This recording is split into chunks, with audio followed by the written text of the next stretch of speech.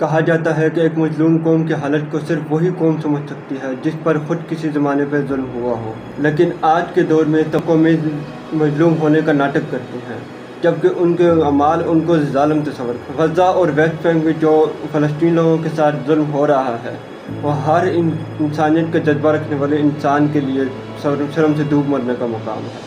माजी में जो हिटलर ने यहूदियों के साथ किया था, आज यहूदी और ख़ुद उसी तरह का जुल्म कर रहे हैं जिस तरह का हिटलर ने यहूदियों के साथ किया था। हिटलर ने यहूदियों पर सख्त तरीन पाबंदियाँ लगाई हुई थी। तालीम, रोज़गार, सफ़र, हर चीज़ पर उसने पाबंदी लगाई हुई थी। और यूनाइटेड नेशन की 2023 में जो रिपोर्ट शायद हुई है, उसके मुताबिक यहूदियों ने फ़लस्तीन के साथ उससे भी बदतर सलूक किया हुआ है। फिर मुल्क से भागने के लिए बॉर्डर बंद किए हुए हैं, बेसिक ज़रूरियात ज़िंदगी पर पाबंदी लगाई हुई है, यानी उनको पानी नहीं दिया जाता, उनको खुराक नहीं दी जाती, उनको पहनने को कपड़े नहीं दिए जाते। तो फ़लस्तीनी उनके इलाज मुआवजों के लिए दवाइयाँ तक नहीं दी जाती।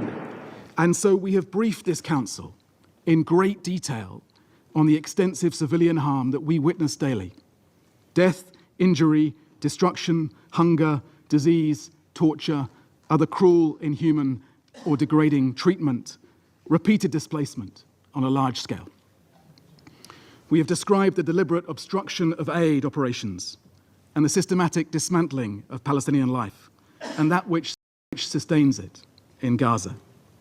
जिस तरह हिटलर ने ज्यूज को गैस के डोज में बंद करके उन पर जुल्म किया था, वैसा ही कुछ गज़ा और वेस्ट बैंक में हो रहा है। अल जज़ीरा की जो 2023 में जो रिपोर्ट शाये हुई है, इसके मुताबिक इसराइल फ़लस्तीनियों को एक कन्फाइंड जोन में बंद करके उन पर बम्बिंग करता है। 2023 के जो अरसे में उन पर जो इसराइल ने एयर स्ट्राइक की थी, उसके नतीजे में 4000 फ़लस्तीनी शहीद हुए थे।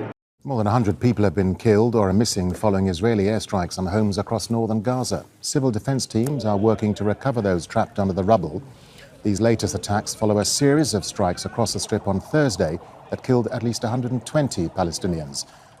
जिस तरह दुनिया ने हिटलर के ज़माने में खामोशी इख्तियार की थी, आज भी दुनिया वैसे ही खामोश है। जिस तरह दुनिया ने उस टाइम हिटलर के एक्शन को जुल्म तस्वर किया था, लेकिन आज इतना फ़र्क है कि सिर्फ उसी एक्शन को आज यहूदियों के हक़ में सेल्फ डिफेंस कहा जा रहा है। क्या फ़लस्तीनियों की ज़िंदगियों की कोई अहमियत नहीं है?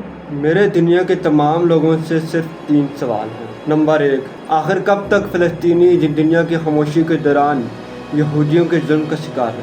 तक यहूद अपने इस जुल्म को इंसाफ का नाम देंगे।